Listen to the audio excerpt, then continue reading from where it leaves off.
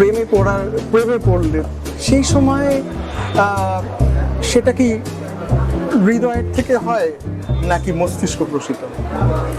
দেখো, ভালোবাসা বাড়ায়, এটা আমি জানি। আর ভালোবাসতে ভালো লাগে, সেটা কোনো অন্যায় না।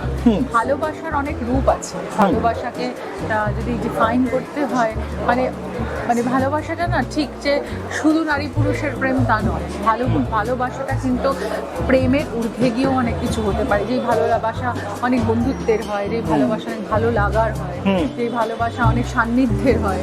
তো ফলে আমার কাছে মানে ওই ভালোবাসাটা খুব পিওর, যেখানে মানে একটা হয় না আনকন্ডিশনাল ব্যাপার, আনকন্ডিশনাল মানে যেখানে কোনো শর্ত থাকে না, কোনো মানে যেখানে আমরা কোনো কিছুর মধ্যে পরাধীন থাকি। তো ওই ভালোবাসার যে উৎসাহ বা মানে উচ্ছ্বাস বা যে ভালোবাসার যে পরিধি, সেইটা